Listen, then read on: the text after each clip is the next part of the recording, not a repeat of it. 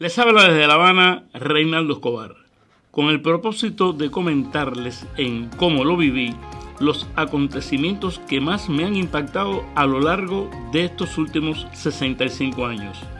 Estas no son mis memorias, aunque sean memorias mías. A principios del año 1960, una de las discusiones más vivas que ocurrían en el país era que si este proceso llamado revolución iba encaminado hacia el comunismo o no.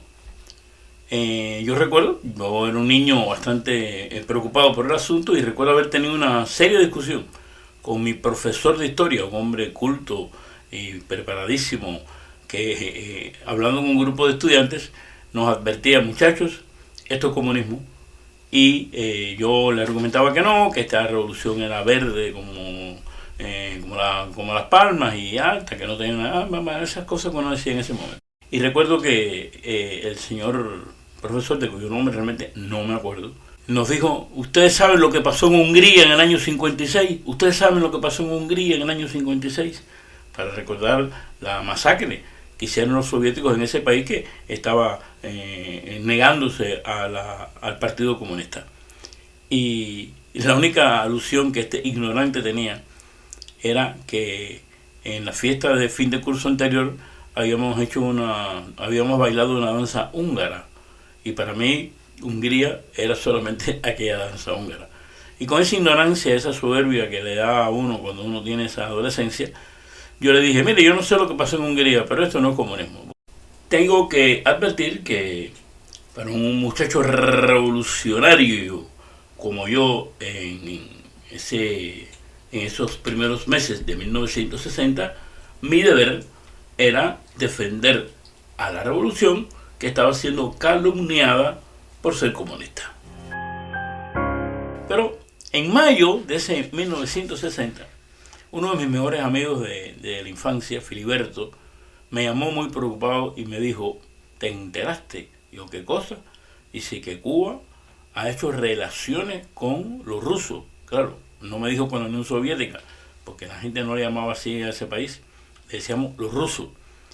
Y yo le dije: no he oído ninguna noticia. Pues sí, salió ayer que el 7 de mayo se habían establecido esas relaciones. Y me advirtió: mira, nosotros nos vamos del país, nos vamos porque los comunistas se van a llevar a los niños para Rusia y no se sabe si van a venir convertidos en carne de lata o los van a meter en la Siberia o lo que va a pasar con ellos. Nosotros nos vamos. Yo me quedé muy sorprendido y realmente no tenía la menor idea de lo que eso podía significar.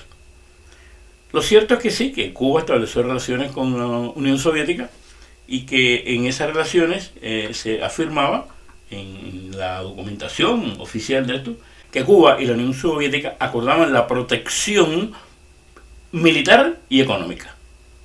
Bueno, eso dicho así, pues yo no me di la gravedad de lo que estaba pasando.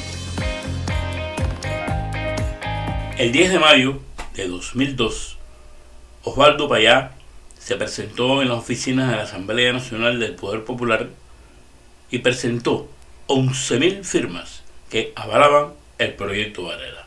Este proyecto se había empezado a conjurar desde el año 98 y desde ese momento el Movimiento Cristiano de Liberación, apoyado por otras organizaciones opositoras, se dedicó a recolectar firmas que apoyaran este proyecto. Esto estaba fundamentado en un artículo de la Constitución, el artículo 88 de la Constitución en ese momento, que no es la que está actualmente vigente, establecía que si 10.000 ciudadanos rubricaban una petición para una nueva ley, para una iniciativa legal, el Parlamento podía escuchar eso, deliberar y aceptarlo o no. El proyecto Varela era un proyecto opositor, un proyecto que todos sus puntos estaban totalmente inclinados hacia la democracia del país, hacia cambiar el sistema socialista.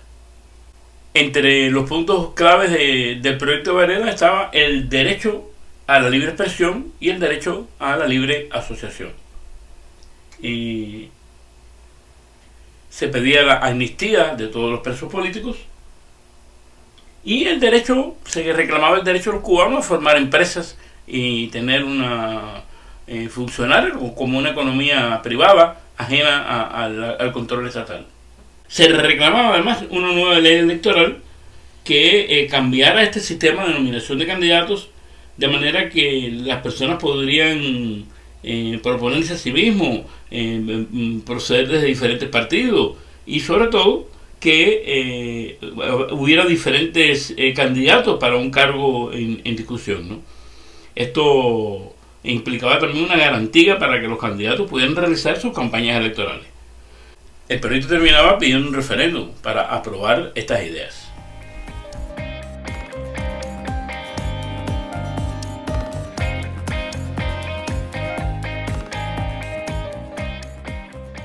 Explicado de esa manera, da la impresión de que Cuba era un país democrático en que unas personas podían organizar un proyecto para cambiar una ley. Pero nada de eso, ¿no? Desde el 98 que Osvaldo Payá y su movimiento iniciaron la tarea de recolectar firmas, la seguridad del Estado ocupó los papeles donde estaban estas firmas ya escritas, las desapareció, claro está, nunca las devolvió, y persiguió y encarceló a los activistas que se dedicaban a esta tarea.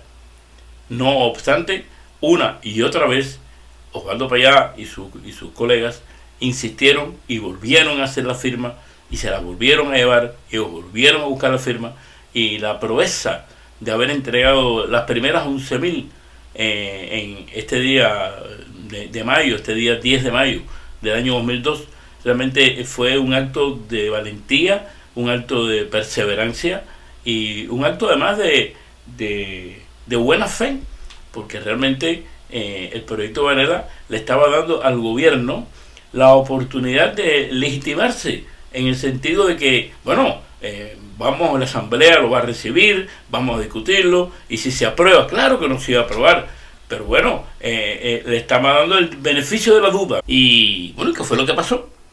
Bueno, lo que pasó fue que la Comisión de Asuntos Constitucionales y Jurídicos de la Asamblea no respondió a la iniciativa del proyecto Varela. Y no solamente que no respondió, sino que en una movida dirigida personalmente por Fidel Castro, se propuso un nuevo cambio en la Constitución para dejar claro el carácter socialista del Estado cubano era absolutamente intocable.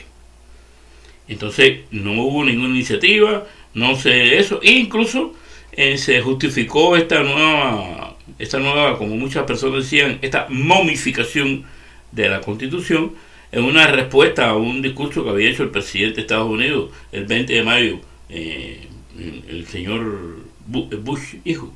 Había hecho un discurso que había declarado a Cuba patrocinador del terrorismo, y bueno, pues nada, esto es en respuesta a aquello, y el proyecto Varela nadie lo conoció. Eso luego como una manera de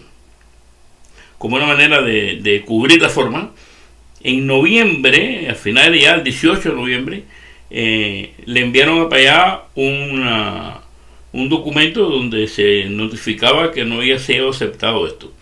No quiero terminar este segmento dedicado al proyecto Varela, que es, a mi juicio, uno de los acontecimientos políticos más importantes realizados por la oposición cubana en estos 65 años. Pero debo decir algo, que personalmente yo no firmé el proyecto Varela.